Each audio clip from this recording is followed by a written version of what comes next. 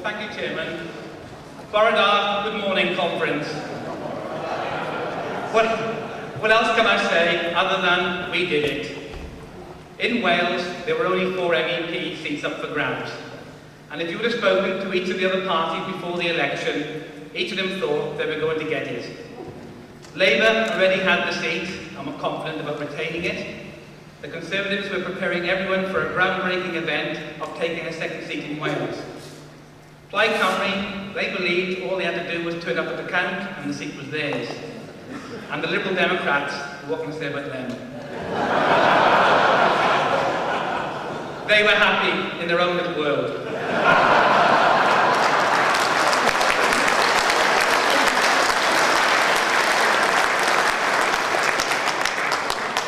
Even the BBC thought we would lose. We had very little coverage on the B during the campaign, plus the fact the other parties, including the Liberal Democrats, had 3 election broadcasts. We only had 1 in Wales. We received the same coverage as the Say No to EU party, formed only a few months before the election. Yet in the previous EU election, we received over 10% of the vote, and we beat the Lib Dems in that one as well. We were the correlations in the 2009 EU election campaign in Wales. But we had commitment. With a small band of dedicated support on the ground, minuscule funding, and BBC bias, we shook the political world in Wales, and we did it. We got the seat.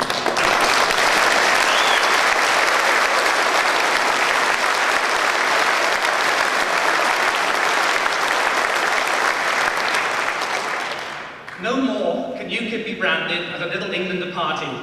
We are truly a British party with supporters and members throughout the United Kingdom.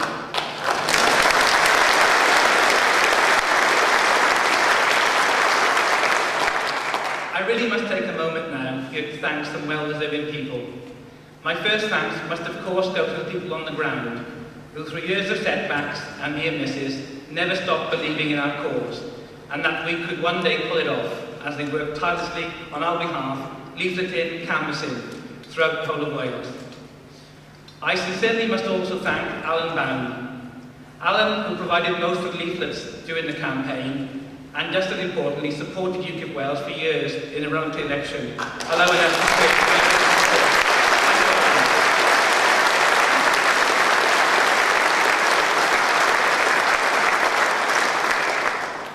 I must also say a big thank you to Nigel Farage and everyone in head office and all the teams around the country that supported us.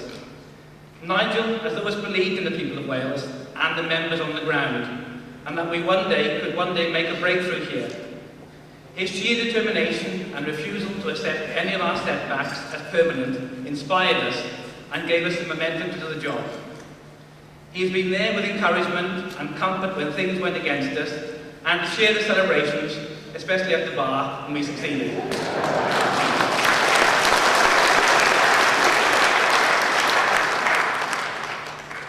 I must also point out here that we did receive some good media coverage from ITV Wales, the Western Mail and the Daily Post and local radio. ITV Wales were very fair to all the main parties, including ourselves in this election. This highlights the importance of the regional media. To balance the monopoly of the BBC and the need for adequate funding, ITV Wales and the other ITV regions must have support and funding. UKIP Wales, to me now, is a truly national party within Wales. We've got support in all 4 corners of the country. We are poised to make huge gains in the next general election. What is more, I am confident that we will take up our first seats in the Welsh Assembly following the elections in May 2011. Why can I be so confident? Well, because we are the only major party now in Wales to oppose the Welsh Assembly. A system of regionalisation forced upon us by Brussels and fully endorsed by each of the main political parties.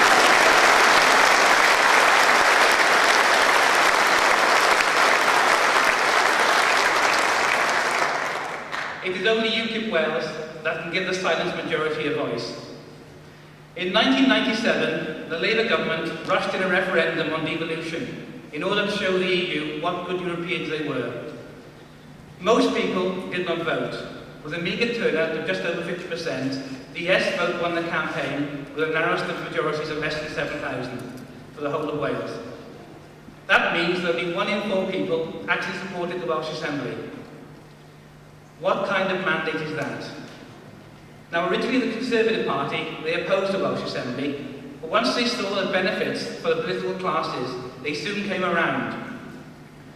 There are some 60 Assembly members at the moment, and each of them receive an annual salary of over £53,000, not including allowances and additional supplements. The 60 members cost taxpayers over £13 million in 2008-2009. Now, there are only 2.9 million people in Wales, and I, like each of them, now have a Unitary Authority Councillor, an MP, 5 Welsh Assembly members and 4 MEPs. Far too many politicians. Now, just prior to the referendum in '97 in Wales, Ron Davies, the then Welsh Secretary, went on record and told us that they would pay for the Welsh Assembly by getting rid of quangos. Yet more Labour lies. At present, the situation in Wales is dire. In my hometown in Powys, half the street lights are turned off in the evenings. Schools, public toilets and tourist information centres are closing on a regular basis.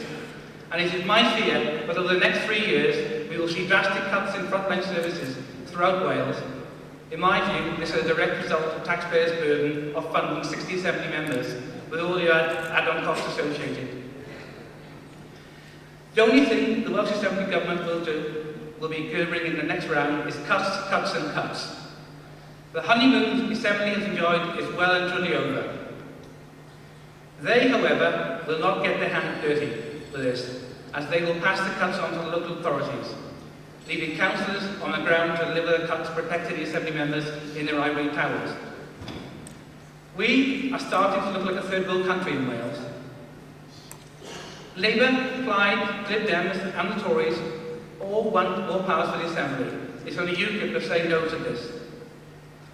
Now, the Welsh Assembly government is wasting yet more money on a lavish building programme throughout Wales of many parliaments, which include massive expenditure in Merthyr Tydfil, Aberystwyth and Llandudno.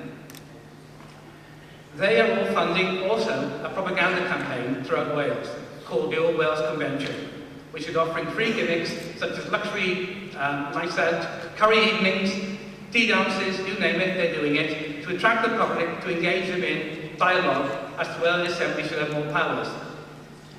In my view, this is the Yes campaign funded by the taxpayer.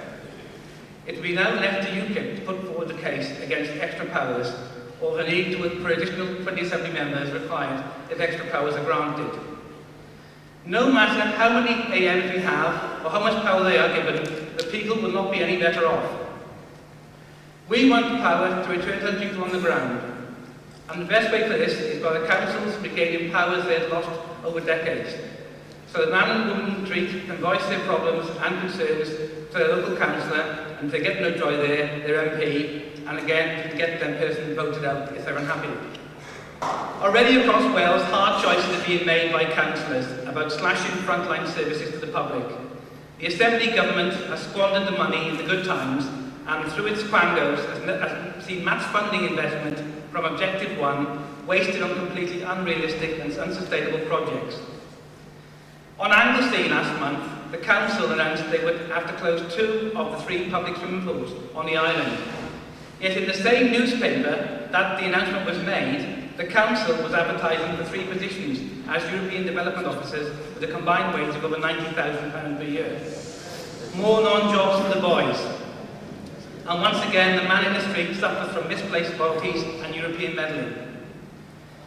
As an MEP in the European Union version of democracy, I and 3 other Welsh MEPs represent an entire nation of 2.9 million people in an area of 8,000 square miles.